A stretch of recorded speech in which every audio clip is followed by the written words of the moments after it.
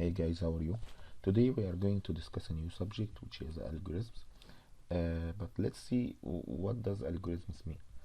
Algorithm basically is a way to solve the programming from programming point of view. It's a way to solve a programming problem, but not to the level of the high level language. It's not like Java, it's not C sharp, it's not C++ or Python or whatever. It's a way to describe your thoughts, your way of thinking, how to solve this problem by a way of a pseudocode. It's not a code. It's something like a code. It's not a code. But to proceed onwards or to go further in this issue, we need to understand when I have a problem, I have multiple way of solving it. How to compare and how to see which way is the most optimum way, is the less time consuming, is less number of processing consuming. So for this we need to understand a little bit about mathematics. We need to go through some functions, some limits, and then we can take it forward. Okay, so we are going to talk about increasing function. Increasing function is a function that increase all over its period, all over x-axis, going up all the way. This is x-axis, and it's always increasing. So that means this is an increasing function. So if I may, I don't want this one. I need to have a pen here.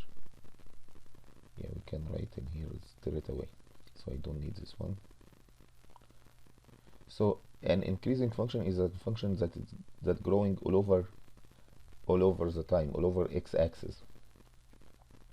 Okay, so this is an increasing function. So basically, if we are talking about this function here, it's an increasing function. It's for all values of x, it's going forward, it's going up, it's not going down. This is what we call it increasing function. Okay, why we are using this? Because in computer we are going to calculate per number of calculations. So the number of the more the number of calculations, the less faster or more slower that your algorithm is going to be. Okay, and there is no algorithm that giving you decreasing number of operation. If you run it for 100, it's gonna be more than if you run it for 120, for 130, for 140, it's gonna take more time. That means more slower, or that means slower, I mean. So if we are talking about functions, this is an increasing function. That means it's increasing all over the values of x in x-axis. Then what about this function x, y? Sorry, I don't want this one again. Back to the pen. Y equal x minus 1 square. Is it an increasing function or no? This is the example, right? Is it an increasing function or no? No, we took just x squared, that's fine. So let's assume this function. So basically, if I'm gonna draw this function, you're going like this. This is x, this is y. At 1, the function is going to be like this. So is it increasing or decreasing or what? Actually, here, if you can see, it is decreasing in this period and increasing in this period. What does this mean? We will have a definition for this kind of function soon. Okay, so we agree that this is an increasing function about this one,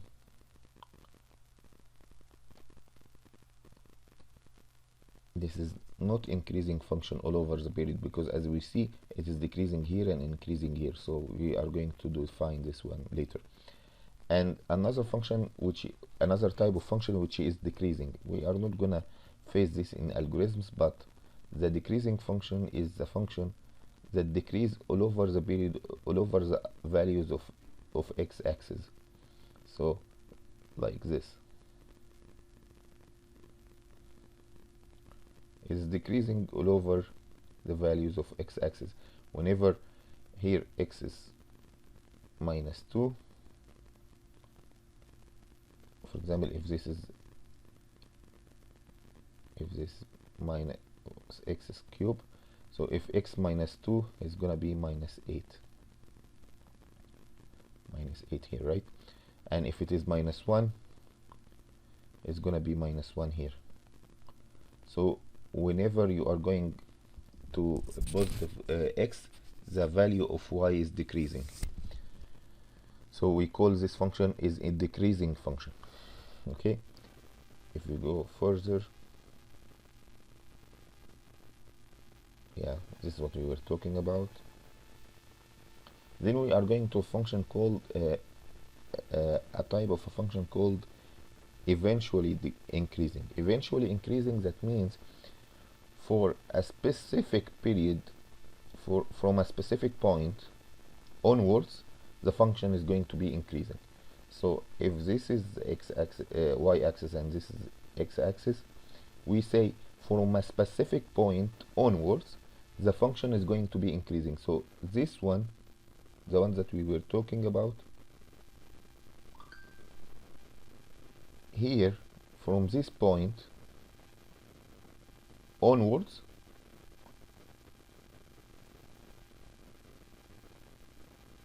the function is increasing, right? So it's increasing all over this period. That's what we mean by eventually increasing. For example, this one, this function, we cannot say it is eventually increasing, for example, because at one moment of time it decreases all over the period. Here it is increasing, but not for all values of x at this moment. So here it's increasing for all values of x after this point. After this point, from this point onwards, the function is increasing. So that means it is eventually increasing. Okay. Okay, so we are going to talk about a very important subject, which is comparing two functions. Which one is slower, which one is faster, which one is taking less time. Okay, for this we are going to use this website. I'll put this link in the description. But basically this is a website that allow us to plot functions. So let me erase everything here, here, and here. If I want to say f of x or y equal x, so this is a function called y equal x. If I say I have another function called x plus 3, if you can see, for all values here, for all values of this function, if we click in here and go forward, all values here is greater than the values here, right? Because this is like a little bit above or bounding, like this is going to be a boundary for this one. This function cannot exceed this function, so we call this function is boundary of this function. This is upper bound. Okay, but really, to be honest, it's not a very well true. Like it's not really true, because if I multiply here this function by 2, then you can see the difference. You can see now it's here it is less, but here is more. So these two functions are in the same, we can say we are saying it is in the same degree, same power of x, so they are more or less equivalent. If I increase this by multiply this by 2, or or or add here, or multiply this by 3, so at one moment of time this is gonna be boundary for the other. But what about this function? If I say x is y equal x square, if you can see here, this is a totally different issue. For some moment, for less period, less values, like from 0 to maybe to this part, which is 3.7, the function is less than x squared is less than 3x plus 3. But from this point onwards,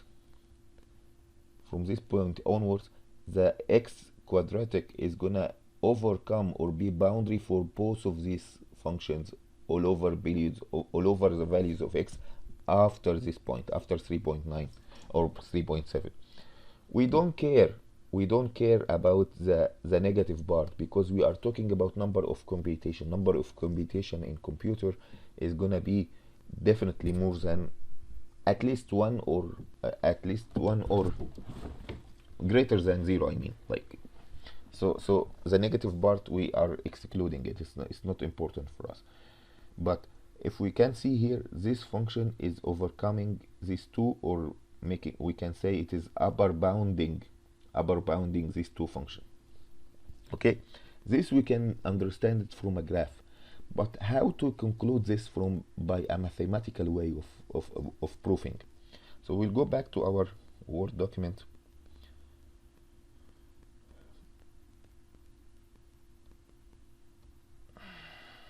We'll remember some mathematics.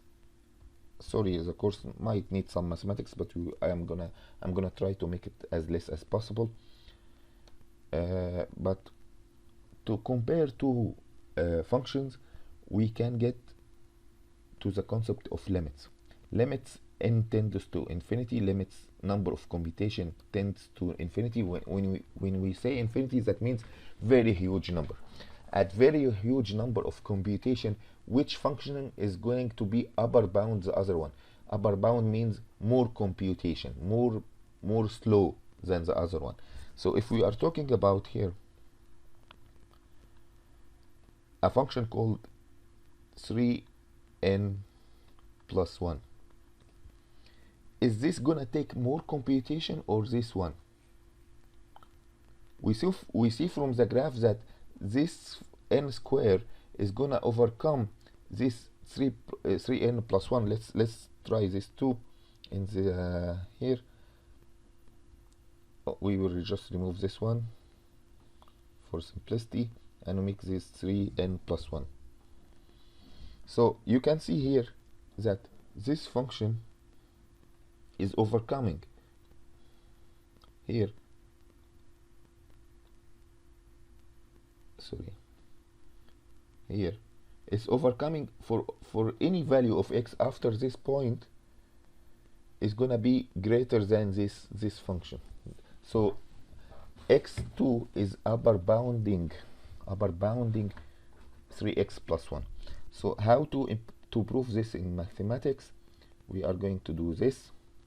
We will say we have the concept of limits. So limit n tends to infinity.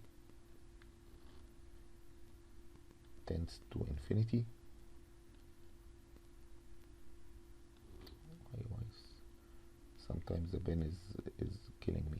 Yeah, n tends to infinity, and then we are going to divide these two functions over the other. So I'll say 3n plus 1 over n square.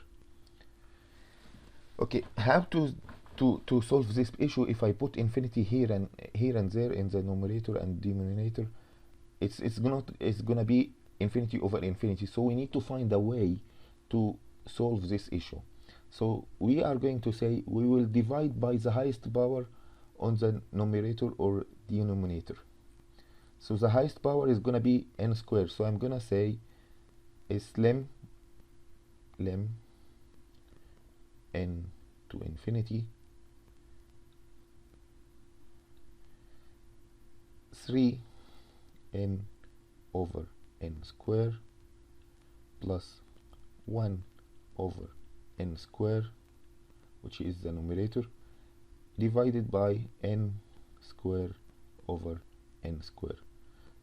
How we are going to solve this? This is gonna be 1. This square will go with this one. This we keep it like this. So it's gonna be 3 over n plus 1 over n square divided by 1. If we substitute this n with the infinity, so it's gonna be 3 over infinity plus 1 over infinity square divided by 1, which means 0 plus 0 over 1 is gonna be 0. If we reach this conclusion, if we have limits that n tends to infinity and we divide both function and we got this value, we got the value 0, that means this function is having less computation than this function.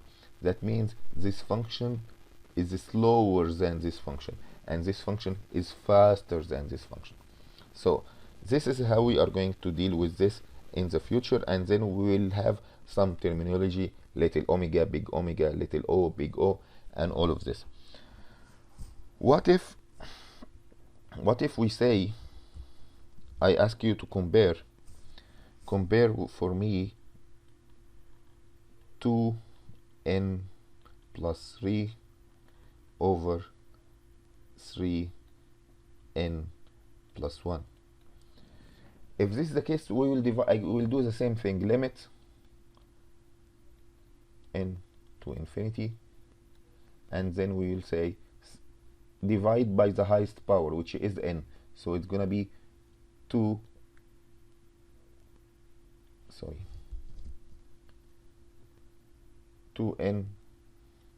over n plus 3 over n divided by 3n over n plus 1 over n.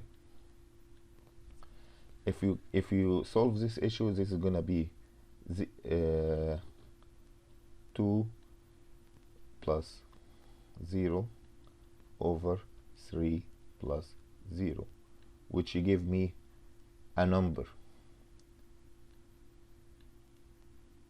2 over 3, which is not equal to 0. When we reach this situation, when we get the limits of two functions that divided by each other when n tends to infinity, that means and we get a value which is not equal to 0, that means both functions are working in a way or another in the same complexity. It's gonna be the same number or similar number of computation. It's not a big deal if we use this one or the other one. So I hope this introduction helps you a little bit, and we will go further in our discussion now.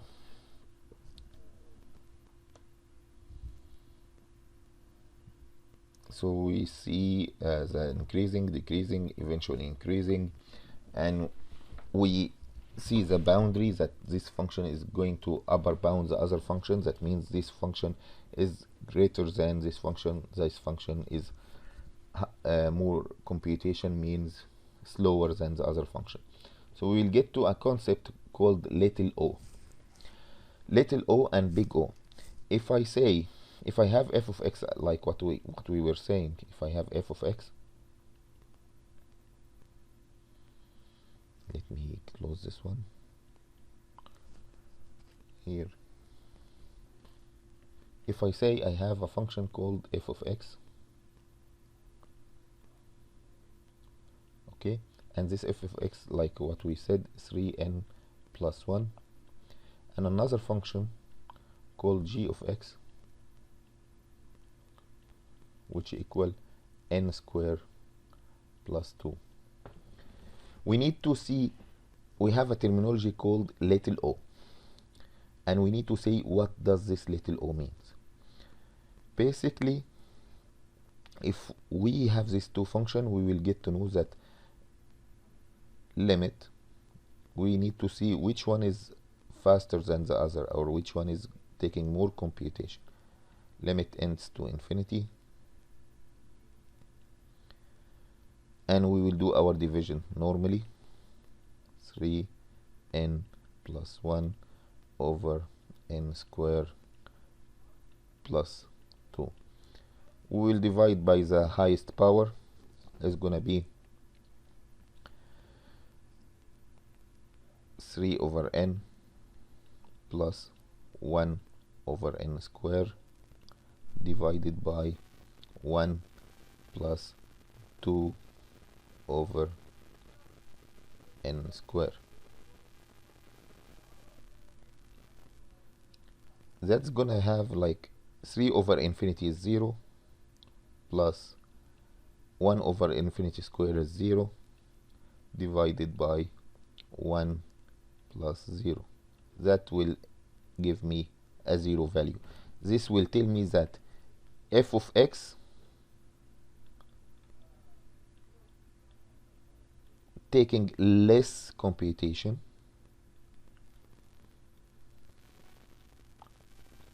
than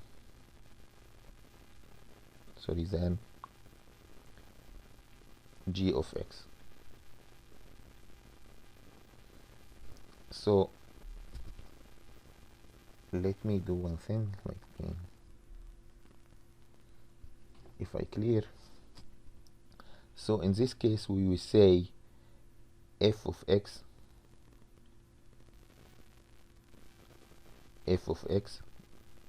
is little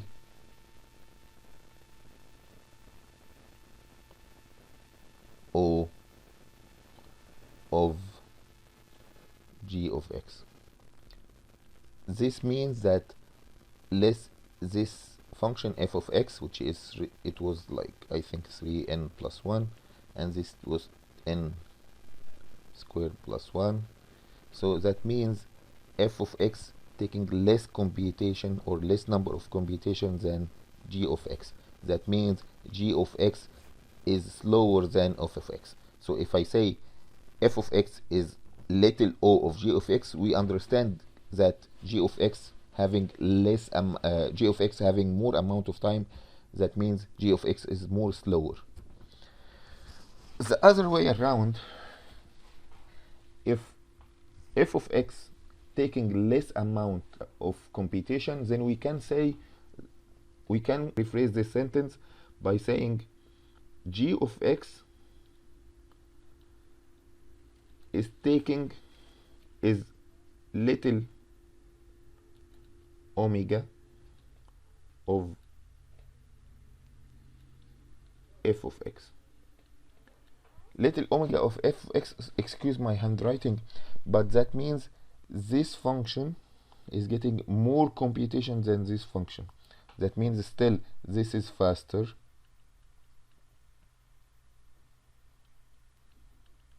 and this is slower. So these two sentences is equivalent. If I say f of x is little o of g of x, that means this is faster and this is slower. If I say g of x is little omega of f of x, that means this is slower and this is faster. So both are the same. We have another thing when we compare, for example, 3n plus 1 and 2n plus 5. We understand this is gonna give me, if we do the calculation, it will give me, it's not good, the limit will not give me 0, it will give me something like this, 3 over 2, which is not equal to 0. Then we say these two functions, if we have these two functions, we will say they are in the same degree of complexity. They have zeta relationship. So if this is the case, if we are saying 3n plus 2, comparing it with 2n plus 5, if we do the calculation, as I said, limit 3n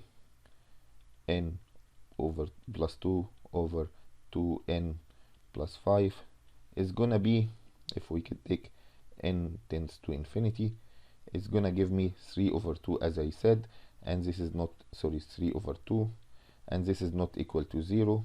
Then both of them, f of x in this case and y and g of x in this case, having the same complexities. We say it in our terminology, f of x is zeta g of x. That means both are in this almost the same almost the same number of computation. Okay, we will have another definition. Is called asymptomatic greater than. Asymptomatic greater than, that means normally if we plot, if we go to the plotting site here, if I put 6 of x,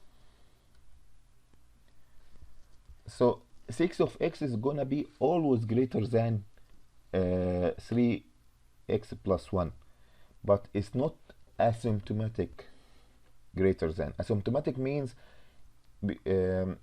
if, for example, I multiply this with a constant, I make it 7, then this one will be greater. Then this one, let's make it, let's do like this so you can see the difference.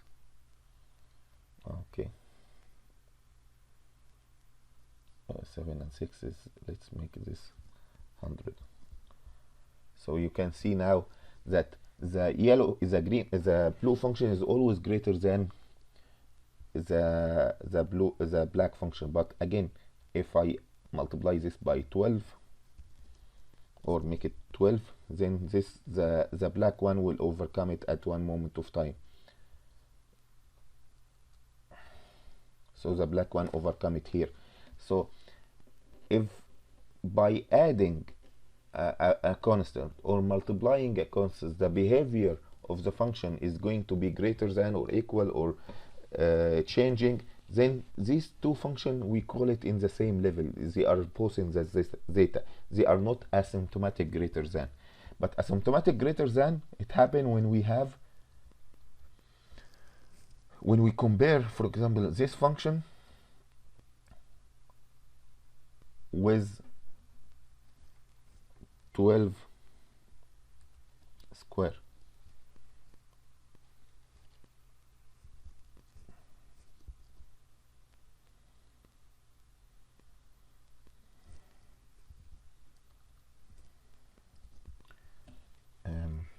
I need to make a better thing. Let's compare it with 2, and here you can see the difference. So in this case, you can see that black is always greater than. Doesn't matter if I multiply this by 10, adding 1000. All what happen is gonna the blue will overcome it for a period, but again the black will take it over at one moment of time. If I make it 100, again the black will overcome it for a period, and then the blue will overcome it for a period, and then the black will overcome it at the end. So adding a value or multiplying a value will not help me, because at the end, make it like this, at the end the black one will overcome it. You can see here, yeah, the blue overcome it for till what, till which period, till this point, but at the end the black will take it over. So when we find the two functions that at one moment of time the other function is going to be greater than always, regardless the number of the constant or the number of the constant that I multiply or add to it, the other function will overcome it. Then we say this function, the quadratic function, is asymptomatic greater than this one. At one moment of time this one will overcome this one, but this is not the case in here. If we compare this with this, they are both in the same level, some sort of, because if I multiply here by 6, then this will take it over, and then if I multiply it by 8, it will take it over forever. So these two are not asymptomatic greater than, because if I add or multiply a value in any one of this, the behavior will change. However, in quadratic, if I add values to the normal or linear function and or multiply it at one moment of time, again the quadratic function will overcome it. Back to our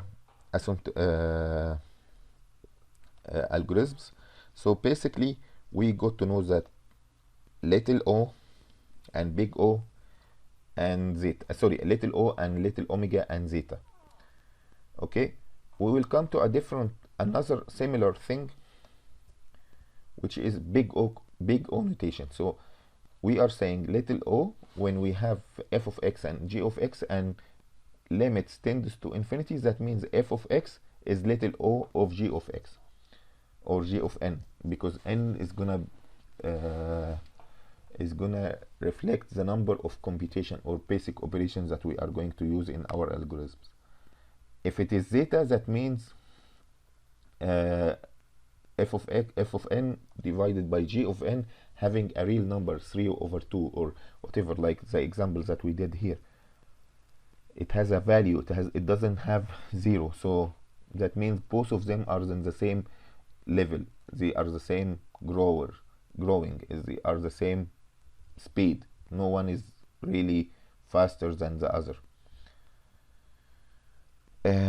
And little omega basically is the other way around, because we cannot, if limit n tends to infinity, f n over g of n equals 0, if we exchange g of n in the numerator and f of n in the denominator, it will be 1/0, so it cannot be computed. So we are saying g of n is little omega of f of n if f of n over g of n limit n tends to infinity equals 0.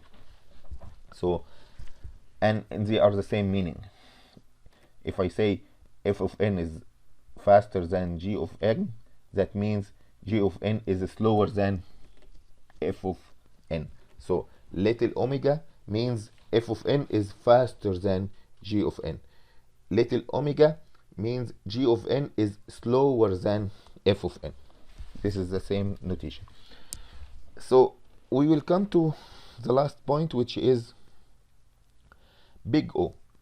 Big O is almost the same, but he will say, I want to check all the functions that is not faster than me.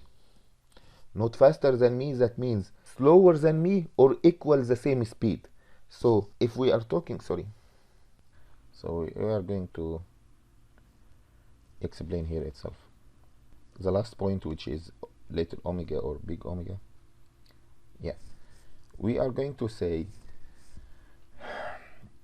before little big omega and little omega, we are going to say that if we compare these classes, this is the fastest one.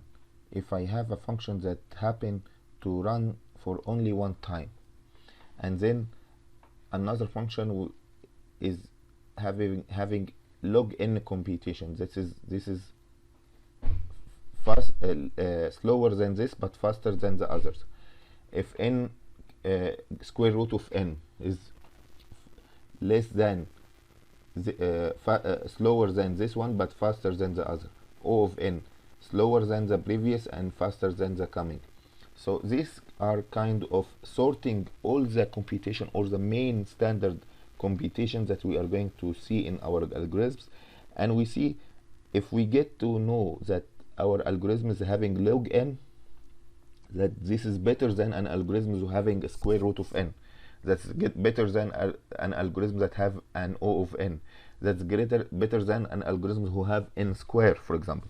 So these are the main classes or standard complexity classes, and sorting it from the fastest, slower, slower, and slower, and slower, and go on, and so on. Last point we need to talk about is the difference between small little o and big O, little omega and big omega. So basically, little o, that means f of n is faster than g of n.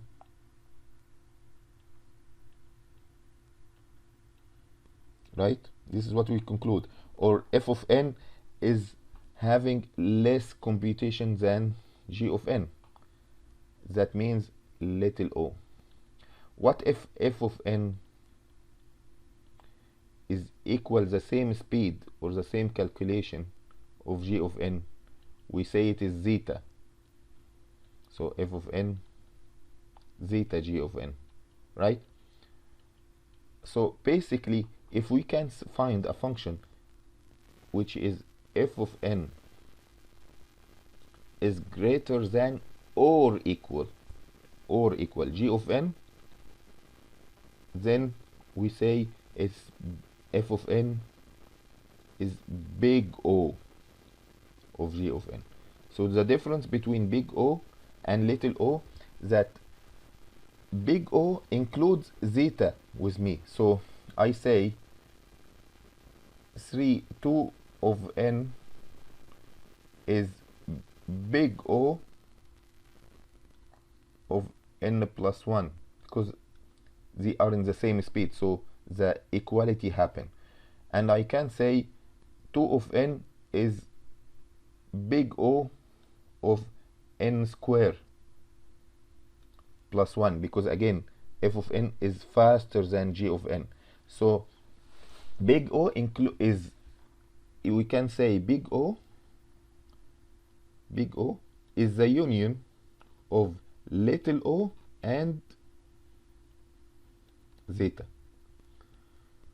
So any function that is big O of another function, that means this function either having the same speed as this, or this one is faster than this. That means big O. The same way when we talk about zeta omega, we have something called big omega. Again, big omega is gonna be, if I say f of n equal n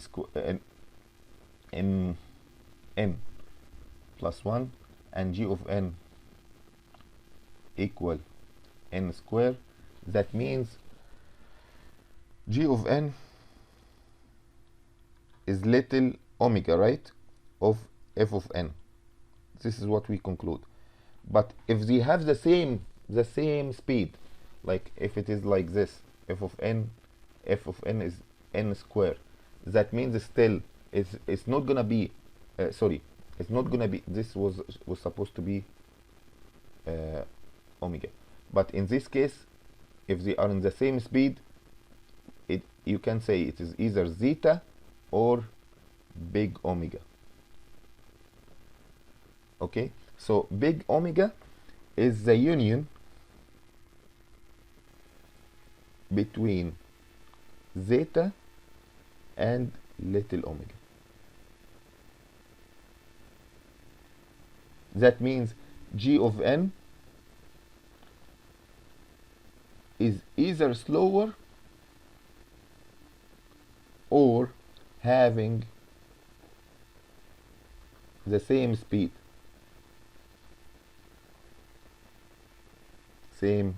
the same speed of f of x. Okay, so here f of x is little omega, little o of g of x. That means f of x is faster, having less computation. If it is big O, that means it is either faster or having the same speed. On the other way around, if g of x is slower than f of x, here we are talking about little omega, that means g of x is slower than f of x,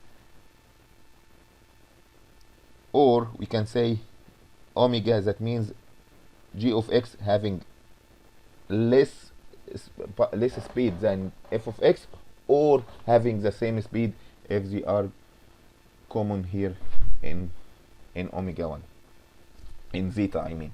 So I hope this is big omega, little omega, big O, little o, and zeta are clear a little bit. If you have any question, I hope to shoot me any question in the description, and I'm gonna upload this document and also the drawing and graphical plotting function in the description. Thanks for watching, and follow me in the next sessions.